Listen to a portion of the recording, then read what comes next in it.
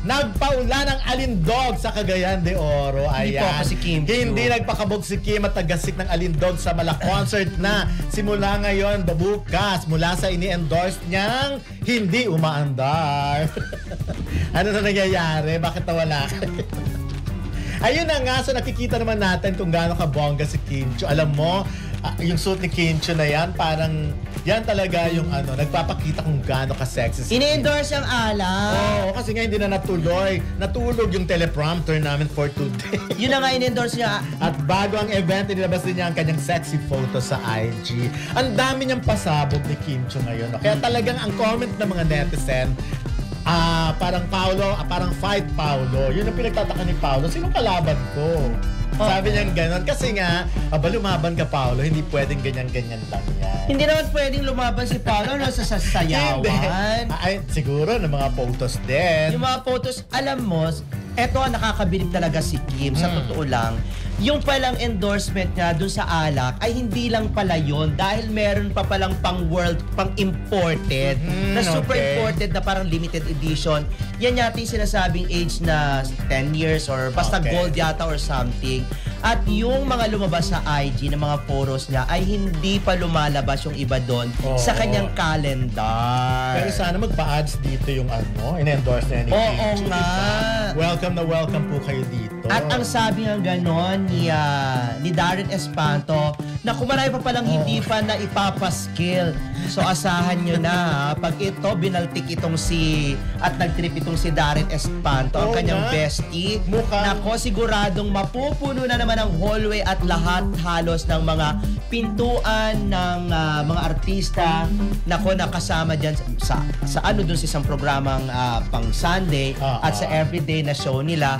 Pupunuin na naman yan ng mga poster. Matutuwa ako at mas mabibilib talaga ako kay Darren pag nagpaano na siya, tarpaulin talaga, tapos nilagay doon sa labas ng studio talaga nila. Yung malaking-malaki, katulad ng mga ginagawa pag halimbawa may mga bagong show, nilalabas talaga, nasa kalsada talaga. Pag ginawa ni Darren, saludo na ako. Hindi lang. Dapat doon din sa billboard. Yan, billboard saan? Billboard hindi yun sa labas ng ABS-CBN.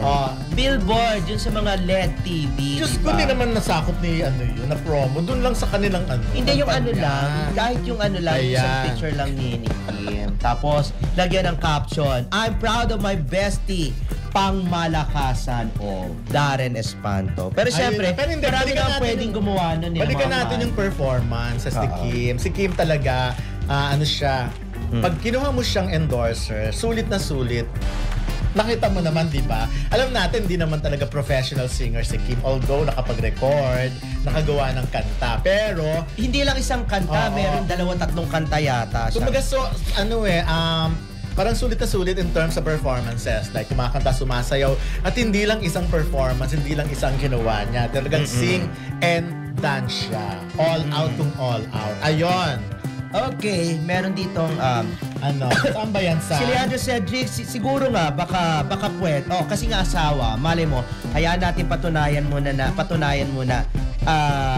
Luisa Chua, Gogo Ray, let us vote. Ray, ang galing-galing. Queenie Patricio, hello po. Leandro Cedric, manifesting, marami ang nag-invite kay Red sa December para mag-buffet.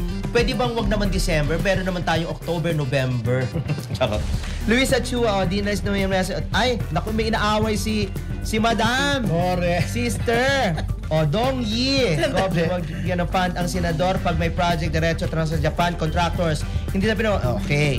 Princess Antofina, ang bait talaga ng Don Bell. Si Bell, pumunta ng Ilocos kahit malakas na bagyo para makatulog. Ayan, mga ganyan. At saka pag-pray ng mga bata. Ang gaganda ng mga messages ng iba. Kapag pinipilit nyo kami maging negative, ever since, for sure, yung mga ibang nakatutok ngayon, parang hindi pa tayo nakapanood ever. Yung show talaga namin, fun lang. Of course, meron tayong mga pinag-uusapan na seryoso, pero more on positive tayo. Hindi tayo parang ang negative na nga ng paligid. Hindi natin. Kaya nga itong si Kim Chiu, kaya hindi talaga ako nagtataka ever talaga. At kumbinsido ako 200% kung bakit siya mahal ng maraming Pilipino, maraming Pinoy fan. Abroad, at hindi lang dito sa Pilipinas. Oo. Alright, Kaya sabi mag-news nila, hindi, wish lang ng marami ma-extend ang contract.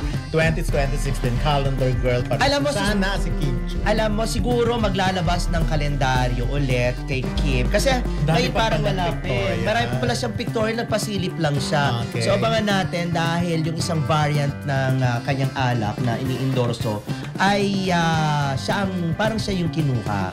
Yes, sabi nga from Revelyn Starkey yan, of course. Muling pinatunayan ni Kim Chu kung bakit siya tinaguriang isa sa mga pinaka-in-demand na artista at performer sa bansa. Sa kanyang pagbisita sa Cagayan de Oro, hindi lang niya ipinakita ang kanyang husay sa entablado, kundi pati na rin ang kanyang natural na charm at confidence na talaga namang kahanga-hanga. May dadagdag ko naman, bukod sa kanyang performance, kapansin-pansin din ang mainit na pagtanggap ng mga Cagayanon kay Kim. Marami ang nag-abang at nag-cheer na tila ba naging mini-festival ang event. Pinuri rin ng mga netizens ang kanyang pagiging game makihalubilo sa mga tao na nagpapakita ng kanyang pagiging down-to-earth kahit sa kabila ng kanyang kasikatan. May dadagdag ko sa balitang ito na naging espesyal ang pagbisita ni Kim Chu sa Cagayan de Oro dahil hindi lang siya nagpasiklab sa kanyang performance, kundi nagbigay rin siya ng inspirasyon sa mga taga-CDO. Marami ang nakarelate sa kanyang energy at good vibes, lalo na't ipinakita niya na kaya niyang pagsabay ng kaseksihan at professionalism sa entablado. Dagdag pa rito, maraming fans ang natuwa dahil hindi lamang sa stage nakita ang kanyang galing. Naglaan din siya ng oras para makipag-selfie at makipagkamustahan sa mga taga-suporta. Ayon sa mga nakapanood, dama raw nila ang sincerity ni Kim sa pakikitungo.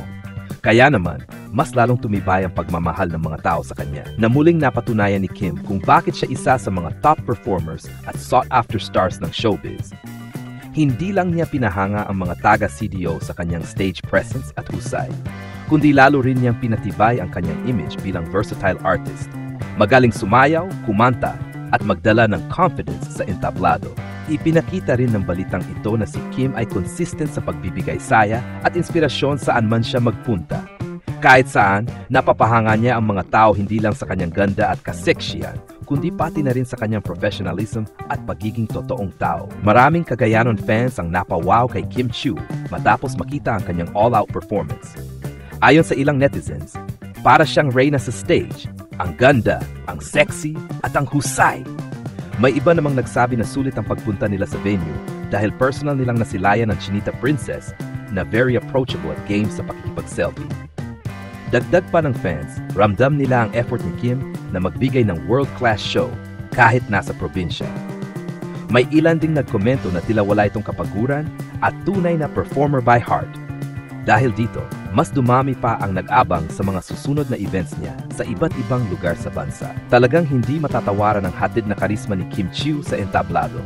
Sa kanyang pagbisita sa Cagayan de Oro, ipinakita niya na hindi lang siya basta artista, kundi isang performer na marunong magbigay ng saya at inspirasyon sa kanyang audience. Mapapansin na bawat galaw, bawat ngiti, at bawat pagbati niya sa mga tao ay puno ng energy at sincerity, dahilan kung bakit lalong humanga ang mga Cagayanon sa kanya. Hindi rin maitatanggi ang kanyang kaseksihan na sinabayan pa ng classy at confident aura. Sa halip na maging sobrang pa-sexy, nagawa ni Kim na ipakita ang tamang timpla ng pagiging fierce performer at wholesome idol na tinititingala ng marami. Kaya naman, kahit ang mga first time lang siyang nakita ng personal, ay agad na naging fans dahil sa kanyang natural charm. May dagdag ko pa. Ang performance ni Kim sa CDO ay hindi lamang simpleng show, kundi isang patunay na kahit saan siya dalhin ng kanyang career. Dala-dala niya ang brand ng entertainment na nakasanayan ng mga Pilipino. Makulay, puno ng saya, at nakaka-inspire. Ang mainit na pagtanggap ng mga tao sa kanya ay refleksyon ng kanyang matibay na koneksyon sa fans na itinayo niya sa loob ng maraming taon sa showbiz.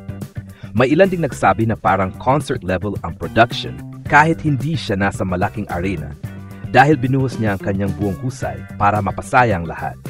Pinuri rin siya ng fans sa pagiging down-to-earth dahil pagkatapos ng performance, nakipagkamustahan pa siya at nakipag-selfie, bagay na bihirang ginagawa ng ibang artista sa ganitong klase ng events. Hindi lang siya maganda at sexy, ang bait pa niya. Sobrang saya namin na nakita siya in person. Akala ko sa TV lang siya magaling, pero mas grabe pala ang dating niya live. Ibang klase si Kim Chu. Sulit ang pagpunta namin. Parang nanood kami ng isang malaking concert kahit nasa CDO lang kami.